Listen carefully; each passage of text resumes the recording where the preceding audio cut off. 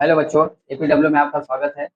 आज हम कवर करने वाले हैं। देखो, क्लास 10th की जो साइंस थी ना, उसमें से हमने सारा कुछ कवर कर लिया। प्रकाश का परावर्तन, ठीक है। दर्पण पढ़ा है, दर्पण से संबंधित परिभाषाएं हुई। दर्पण दर्पण के किरण आरेख हुए, उत्तल के भी हुए और अवतल के भी हुए। और इसमें से यूवी एफ में संबंध उत्तल दर्पण का भी करवाया गया और अवतल दर्पण का भी करवाया गया। एफ बराबर R/2 वाला उत्तल का भी करवाया गया और अवतल का भी करवाया गया, ठीक है। तो ये सारे हम कवर कर चुके हैं टॉपिक्स। और इसमें बचा है सिर्फ क्या कि चिन्ह परिपाटी, ठीक है। अगर हम चिन्ह परिपाटी अच्छे से ध्यान दे लें तो हमको सवाल जो है करने में दिक्कतें नहीं उठानी पड़ेगी, ठीक है। तो आज हम चिन्ह परिपाटी तो देखेंगे, प्लस उसके साथ अभी एक हेडिंग और बची है, क्या? रेखीय आवर्धन। तो उसको हम पढ़ने वाले हैं, ठीक है। तो पहले समझते हैं रेखीय आवर्धन है क्या। देखो, रेखीय आवर्धन, रेखीय आवर्धन क्या है? अब रेखीय आवर्धन यानी कि हमारे पास जो रेखीय आवर्धन होता है उसको एम से डिनोट करते हैं। किससे डिनोट करते हैं? एम से, स्मॉल एम से। इसमें क्या होता है कि फार्मूला इसका होता है एम बराबर आई अपॉन ओ, यानी कि H I upon H O, ठीक है। यानी हम आई को क्या बोलते हैं? एच आई को और एच ओ को अगर यही जान लें तो इसकी डिफिनेशन बन जाएगी। तो आई मतलब क्या है? प्रतिबिंब की लंबाई। आई क्या है? आई को बोलते हैं प्रतिबिंब की लंबाई।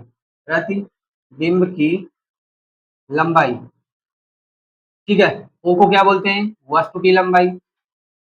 वस्तु की लंबाई, ये हमारे पास दो निकल आई, यानी कि प्रतिबिंब की लंबाई तथा वस्तु की लंबाई। अब हम क्या कर सकते हैं? आवर्धन की परिभाषा हम बना सकते हैं। क्या बना सकते हैं?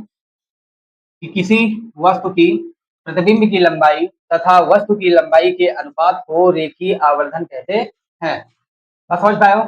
हमको वैसे ही बोल देना एच आई का मतलब हो गया प्रतिबिंब की लंबाई, एच ओ का मतलब हो गया वस्तु की लंबाई। बस इन्हीं को जोड़ करके हमको बोल देना। क्या बोलोगे? तो किसी वस्तु की प्रतिबिंब की लंबाई तथा वस्तु की लंबाई के अनुपात को क्या बोलते हैं? रेखीय आवर्धन कहते हैं, ठीक है। इसको एम से प्रदर्शित करते हैं। इसको इसको एम से, स्मॉल एम लिखना, ठीक है। एम से प्रदर्शित करते हैं, ठीक है। अगर इसके पूरे फार्मूले की बात की जाए, ये तो आधा हुआ ना अभी, ठीक। अब हम इसके पूरे फार्मूले की बात करेंगे। तो जब पूरा फार्मूला बनता है तो एम बराबर H I upon H O बराबर V upon U. V U का तुमको पता है, ये क्या है? प्रतिबिंब है और ये क्या है? वस्तु है, ठीक है। ये हमारे पास ये पूरा इसका फार्मूला कंप्लीट हो जाता है। तो फिर से ध्यान देना, रेखीय आवर्धन क्या है? तो किसी वस्तु की प्रतिबिंब की लंबाई तथा वस्तु की लंबाई के अनुपात को क्या कहते हैं? रेखीय आवर्धन या आवर्धन कहते हैं। इसको किससे प्रदर्शित करते हैं? इसको स्मॉल एम से प्रदर्शित करते हैं। इसके पूरे फार्मूले की बात की जाए तो एम बराबर हो जाएगा H I upon H O बराबर वी अपॉन यू, ठीक है। एच आई, आई और ओ का मतलब मत भूल जाना, नहीं तो इनके साथ मिक्स हो जाते हैं, सवाल आने वाले नहीं है। अब हम इनमें बात करने वाले हैं चिन्ह परिपाटी की। यानी अगर हमें सबके चिन्ह सही शॉर्ट मिल जाए ना तो फिर क्या होगा? सवाल जो है गलत नहीं होने वाले। जितने भी न्यूमेरिकल्स है ना उन पे आज कवर करने वाले कि कहाँ पर तुम गलती करते हो, वो सारी चीजें आज हम देखेंगे यहाँ पर, ठीक है। तो देखो, स्टार्टिंग से सबसे पहले हमने क्या देखना है? अवतल दर्पण।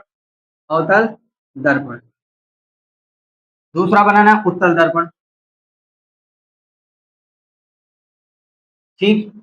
अब इनमें क्या है कि अवतल दर्पण में ना जब इनकी स्थितियां आप देखे थे तो 5 स्थितियां क्या थी? ये सामने बना रहे, ठीक है ना। 5 स्थितियां क्या बना रहे थे? सामने बना रहे थे। जब वह स्वनंत पर हो तो भी सामने बन रहा था।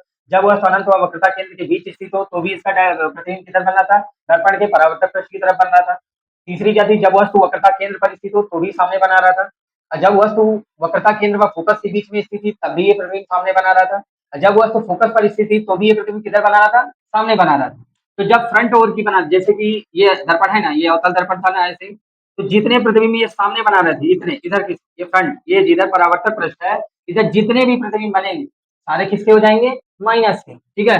अगर इसको एक ग्राफ के माध्यम से समझे ना तो ये ऐसे बात कर रहा है, ये ठीक है। अब ये दर्पण का दूसरी ओर यानी कि ये राइट हैंड है और ये क्या है? Left hand side. तो जितने भी अवतल दर्पण में ये लेफ्ट हैंड साइड बनते हैं ना, ये सारे किसके होंगे? माइनस के। और जितने भी राइट हैंड साइड बनते हैं वो किधर होंगे? यानी ये ऋणात्मक होंगे। चाहे वो नीचे की तरफ बने चाहे वो ऊपर की तरफ बने, सारे किसके होंगे? ऋणात्मक होंगे। लेकिन अगर इधर बना रहा है दाएं साइड तो ये सारे क्या होंगे? धनात्मक होंगे। क्या होंगे? धनात्मक। चाहे ऊपर की ओर बनाए चाहे नीचे की ओर बनाए। तो राइट हैंड क्या होते हैं? पॉजिटिव होते हैं और लेफ्ट हैंड क्या होते हैं? हाँ, नेगेटिव होते हैं, ठीक। ये ध्यान रखना। अब इस पर बात करते हैं अवतल दर्पण में। तो अवतल दर्पण में हमें पता चला क्या कि जो 5 स्थितियां होती हैं उनमें अवतल दर्पण U और V और F सारे किसके होंगे? माइनस के। किसके होंगे? माइनस के। लेकिन एक स्थिति ऐसी आती है अवतल दर्पण में जिसमें क्या होगा? V प्लस का होगा, F प्लस का होगा और U किसका होगा? है? देखो लास्ट वाली स्थिति क्या कहती है अवतल दर्पण में? जो लास्ट वाली स्थिति होती है ना कि जब वस्तु फोकस व ध्रुव के बीच में स्थित हो। तो देखो फोकस व ध्रुव के जब बीच स्थित होती रही ना तो एफ, जब यहाँ पर ध्यान रखना ये लास्ट स्थिति है, इसको दिमाग में रखना क्योंकि ज्यादातर सवाल ना, ज्यादातर न्यूमेरिकल बोर्ड यहीं से बना के रख देता है। ठीक है, तो उसको नोट में डाल के लिख लेना। याद रखना कि जब प्रतिबिंब प्रतिबिंब दर्पण के पीछे आभासी आभासी सीधा बने, ये तुम्हारे डायरेक्टली सवाल में कहीं ना कहीं ये वर्ड यूज करेगा। ठीक है, न्यूमेरिकल में कहीं ना कहीं ये सब वर्ड जरूर यूज करेगा, तो समझ जाना कि किधर बन रहा है।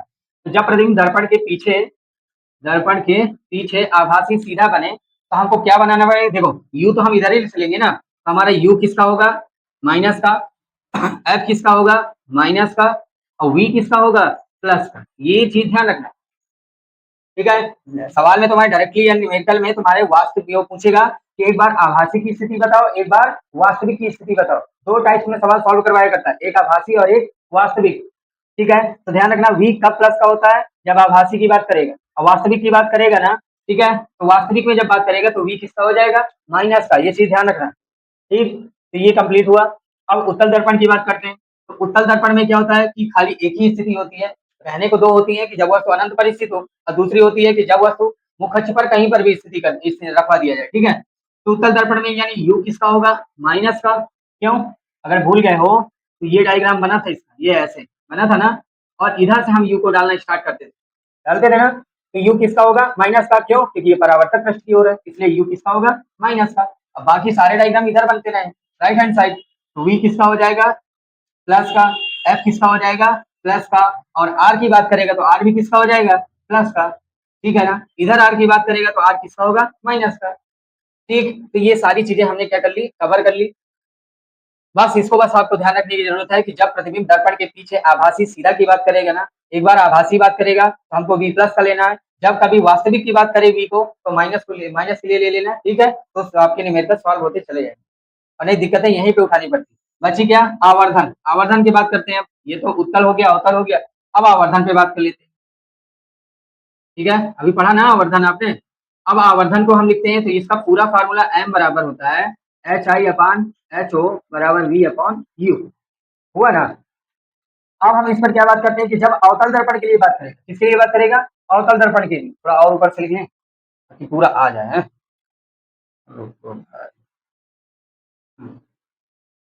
फोन होना है तो बता देना, कट जाता है।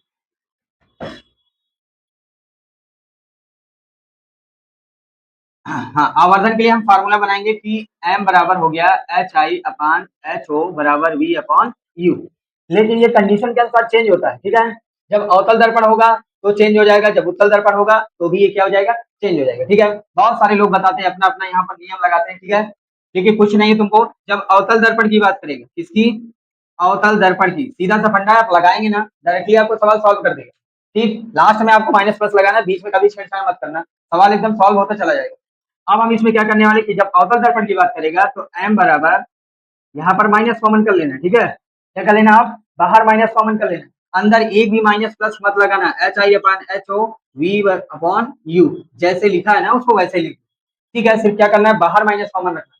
जब भी आप आवर्धन निकालोगे ना अवतल दर्पण के लिए तो आप सारी चीजें यहाँ सॉल्व करने के बाद लास्ट में जो नंबर बचेगा उस पर आप माइनस लगा देना, सॉल्व हो जाएगा। ठीक है, और उत्तल दर्पण जब आएगा तब क्या करोगे? उत्तल दर्पण जब भी आए तो आपको कुछ नहीं करना, खाली प्लस का ही रखना है तुमको बस। m बराबर H I upon H O बराबर वी अपॉन यू, इसके साथ कोई छेड़छाड़ नहीं करना। ठीक है, इसको छूना भी नहीं है तुमको, जैसे लिखा है वैसे ही रहने दो, कोई माइनस प्लस नहीं लगाना। तुमसे कोई भी कहे ना कि माइनस का ये होता है, ये प्लस का होता है, ये माइनस का होता है, ये प्लस का होता है, तो कहते रहने दो। ठीक है ना, तुम्हारा आंसर लास्ट में एकदम वही आएगा। जो माइनस प्लस रख के निकालेगा ना तो भी वही आंसर पुट करेगा, और तुम डायरेक्टली ऐसे लगाओगे ना तो भी तुम्हारा आंसर वही पुट करने वाला है। ठीक है, ये बात ध्यान रखना। अवतल दर्पण के उपयोग, अवतल दर्पण के उपयोग। ठीक है, अब हम अवतल दर्पण के उपयोग पढ़ेंगे। तो ये कभी कभार एक दो नंबरों पर पूछा भी जाता है, ऐसा नहीं है पेपरों में। ठीक है, इस पर ध्यान रखना। और कम से कम दो दो यूज तो आना ही चाहिए, चाहे अवतल दर्पण हो चाहे उत्तल दर्पण हो, दो दो यूज इसके कम से कम आने चाहिए। तो अवतल दर्पण का फर्स्ट यूज क्या होता है? दाढ़ी बनाने में। क्या होता है? दाढ़ी बनाने में। ठीक है, दूसरा सेकंड यूज क्या होता है? आंख कान नाक। आंख कान नाक गला आदि को आदि को देखने में। ठीक है ना? जब कभी भी आँख, जैसे कान होते हैं ना, हैं? कान के अंदर क्या होता है? जब मैल इकट्ठा हो जाता है, तो आपको तो दिखता नहीं ना, हैं? कुछ भी अंदर चला जाता है, तो आप जब जब डॉक्टर के पास जाते हैं ना, तो कौन सा दर्पण उपयोग करता है? अवतल दर्पण। ठीक है ना? अवतल दर्पण की स्थितियाँ तुमको पता है ना कि 6 स्थितियाँ होती हैं, और ये छोटा भी बनाता है और बड़ा भी बनाता है ना? तो जैसा उसको प्रतिबिंब देखना हुआ कि अंदर क्या है, वो उसी अनुसार रख देते हैं, तो तुरंत उसका प्रतिबिंब क्या कर देता है? दिखा देता है। ठीक है? तो फर्स्ट यूज़ क्या है इसका? दाढ़ी बनाने में। दूसरा उपयोग क्या है? आँख, कान, नाक, गला आदि को देखने में। ठीक है? तीसरा क्या है? परावर्तक के रूप में। तीसरा क्या लेंगे? परावर्तक। परावर्तक के रूप में। ठीक, एक और लिख लो। परावर्तक दूरदर्शी में भी इसका उपयोग किया जाता है। कहाँ पर? परावर्तक। परावर्तक दूरदर्शी में। हाँ, ठीक है, इसका यूज याद रखना। क्या है? दाढ़ी बनाने में, आंख कान नाक गला आदि को देखने में। तीसरा क्या है? परावर्तक के रूप में भी इसका उपयोग किया जाता है। और चौथा क्या है? परावर्तक दूरदर्शी में भी इसका उपयोग किया जाता है। उत्तल दर्पण के उपयोग। उत्तल दर्पण के उपयोग। ठीक, अब हम उत्तल दर्पण के उपयोग पढ़ेंगे। तो उत्तल दर्पण का पहला यूज क्या होता है? पहला यूज होता है कि जितने भी ड्राइवर्स होते हैं ना, जितनी भी गाड़ियां होती हैं, उनके बगल में जितने भी शीशे लगे होते हैं, चाहे वो छोटी गाड़ी हो चाहे वो बड़ी गाड़ी हो, तो उनके प्रतिबिंब देखने के लिए जो हम पीछे साइड बैक देखते हैं ना, साइड शीशा, वही पहला उपयोग किया जाता है दर्पण का। कौन सा दर्पण लगा होता है? उत्तल दर्पण। ठीक है, तो गाड़ियों में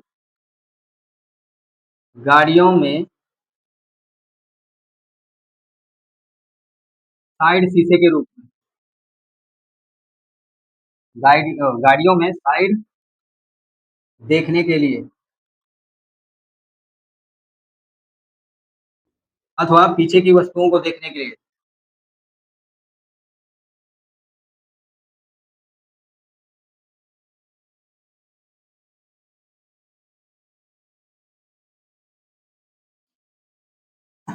ठीक है ना? यानी जितनी भी, चाहे छोटी गाड़ी हो चाहे बड़ी हो, चाहे वो दो पहिया हो चाहे वो चार पहिया हो चाहे वो छह पहिया हो, ठीक है, सब में क्या लगा होता है भैया? उत्तल दर्पण ही लगा होता है। ठीक है, वहां पर लेंस नहीं लगाते। लेंस लगा देंगे ना, तो वो अलग प्रतिबिंब दिखाई देने लगता है। समझ में नहीं बात? और ये क्या करता है कि हमेशा बड़ी गाड़ी को उतने मिनिमम पे दिखाएगा, ताकि हमारे पूरे शीशे पे क्या हो सके? आ सके। छोटा होता है ना शीशा, है, ट्रक बहुत बड़ा होता है, फिर भी ट्रक निकलता है तो हम पूरे शीशे में उसको कवर कर पाते हैं ना, दिखता है ना कि नहीं हमारे पास? क्यों? क्योंकि उत्तल दर्पण की एक ही स्थिति है कि वस्तु को मुख्य अक्ष पर कहीं पर भी रख दो, प्रतिबिंब कैसा बनाएगा? वस्तु से छोटा। है, तो कितना भी बड़ा गाड़ी हो, चाहे वो ट्रक हो चाहे वो बस हो चाहे वो ट्रेन हो, दिखेगी कैसी? छोटी। तो वही लगा होता है। गाड़ियों में क्या लगाते हैं? साइड से देखने के लिए क्या लगाया जाता है? हमें उत्तल दर्पण उपयोग किया जाता है। दूसरा नंबर, दूसरा नंबर हमको लिखना है, जो सड़क पर लैंप लगे होते हैं ना, देखा है? सड़क पर लगे लैंपों में। ठीक है, जितने भी स्ट्रीट लाइट लगी होती है ना, रात में देखे होंगे कभी कभी हाईवे वगैरह से गुजरना, वहाँ स्ट्रीट लाइट लगी होती है। और जब स्ट्रीट लाइट में देखेंगे तो वो नीचे की तरफ को लगे होते हैं, नीचे की तरफ को, यानी प्रतिबिंब दिखाई देता है, ताकि वो क्या करे? नीचे की तरफ को जब फोकस करेंगे ना, तो थोड़ा रोड क्या हो? क्लियर दिखाई दे। है, और ऊपर को दिखेंगे ना, तो फिर ऊपर को किसको देखना है? देखना तो हमको नीचे है ना। तो क्या लगाया जाता है कि सड़क पर लगे लैंपों में इसका उपयोग किया जाता है उत्तल दर्पण का। क्यों? क्यों किया जाता है? क्यों? क्योंकि जब ऊपर से प्रकाश डालेगा तो नीचे क्या हो? प्रकाश पहुंचेगा, लेकिन उतनी मात्रा में नहीं। समझ नहीं बात? ताकि हमको रोड भी दिखती रहे और दूसरे का क्या हो? इफेक्ट भी ना पड़े। क्यों? क्योंकि सामने वाला भी तो आ रहा है ना। अगर ज्यादा प्रकाश पड़ेगा तो उसको रोड कैसी दिखेगी? कभी देखिए ना गर्मियों के दिनों में, है, अभी आजकल क्या चल रहा है? सीजन गर्मी का ही चल रहा है, जून मंथ चल रहा है ना। और लगभग 12 ओ क्लॉक या 1 ओ क्लॉक पर आप देखेंगे ना रोड पे, तो ऐसा दिखेगा जैसे पानी पानी चल रहा हो। दिखता है क्या? है, अरे दिन में पानी के तरीके रोड दिखने लगती है, ऐसा लगता है पानी भरा है क्या रोड में सामने, कभी देखना 12 o'clock और 1 o'clock के बीच में कभी निकलना, जब बहुत ज्यादा गर्मी है तब देखेंगे तो वहां पानी पानी दिखने लगता है, मतलब है रोड पे लेकिन हमको दिख क्या रहा है, पानी। तो अगर यहाँ पर भी ऐसे हो गया ना, बहुत ज्यादा मात्रा में प्रकाश नीचे डाल दिया गया ना, ठीक है ना, तो हमें रोड नहीं दिखेगी। समझ में आई बात, इसलिए किसका लगाते हैं, उत्तल दर्पण का उपयोग करते हैं, ताकि मिनिमम प्रकाश आए और हमको रोड भी अच्छी खासी दिखती रहे और हमारा काम भी हो जाए। ठीक तो ये पूरा हो गया। अब देखते हैं, एक दो सवाल कवर कर लेते हैं और चलते हैं आगे। ठीक है।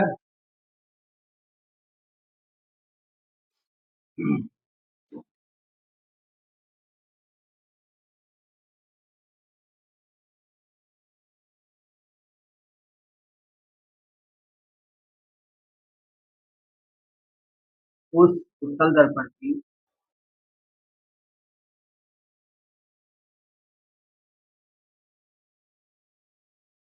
फोकस दूरी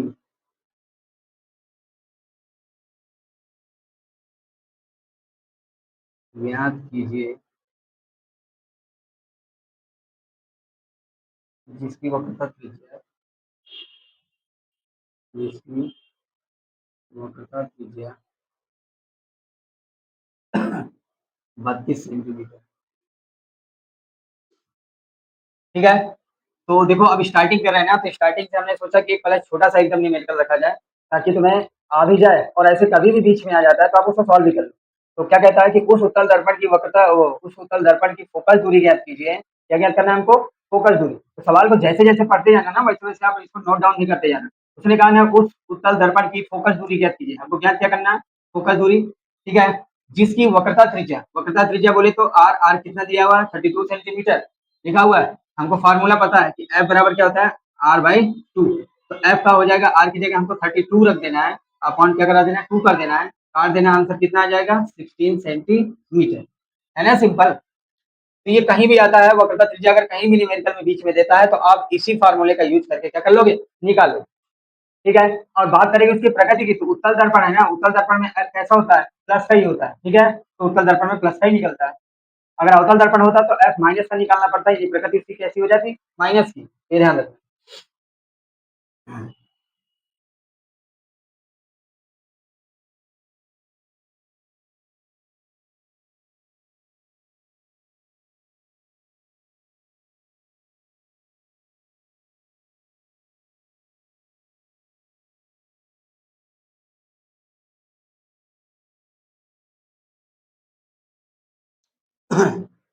हो गया।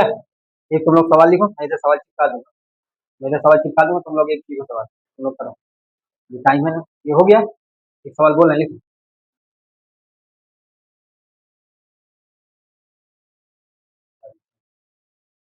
तुम लोग लिखो एक सवाल। देखो, कोई अवतल दर्पण, कोई अवतल दर्पण, ठीक है ना, बताना दे दी।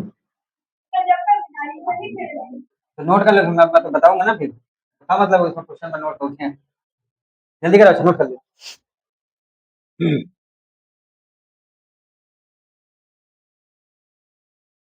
चल चल चल, दूसरा तरीका समझे, चलो देखो। आई आई आई आई, आओ ना बना, बना नहीं, मनी मनी तमाम बना, नहीं बनाई है।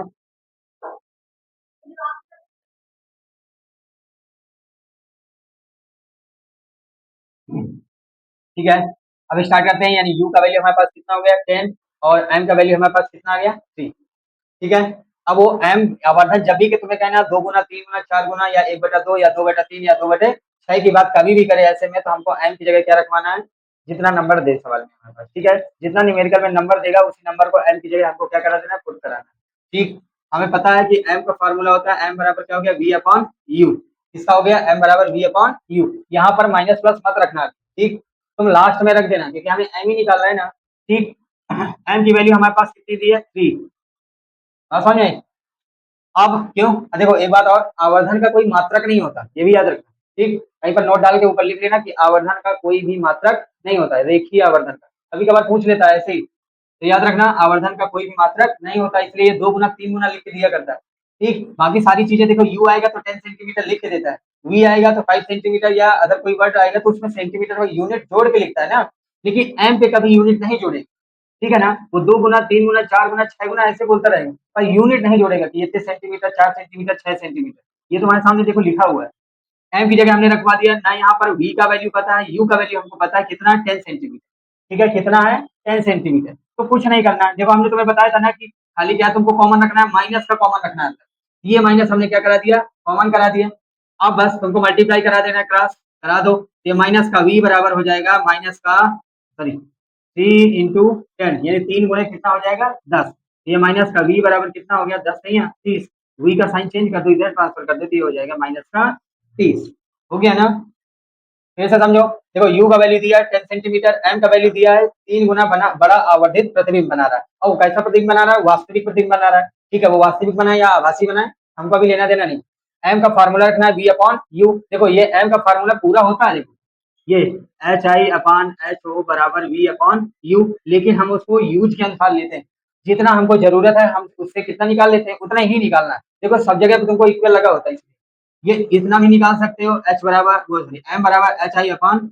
एच ओ भी निकाल सकते हो, जब इसकी जरूरत पड़े आप इसको निकाल लेना, और एम किया वी अपॉन यू भी निकाल सकते हो, ठीक है, बात समझ आ रही ना, तो वी क्या है यहाँ पर, प्रतिबिंब की लंबाई, वी क्या है, प्रतिबिंब की लंबाई, प्रतिबिंब की लंबाई है कि प्रतिबिंब की दूरी, क्या बोलोगे, यही कंफ्यूजन होता है कि एच आई और वी में, एच ओ में यही डिफरेंस होता है, इसी के कारण तुमको सवाल नहीं समझ में आ रहे हैं कि क्या होता है, वी क्या होता है बोलो, हाँ तुमको एक बार बता भी चुके, हाँ बोलो क्या होता है, हैं क्या दूरी, फिर एच आई क्या होती है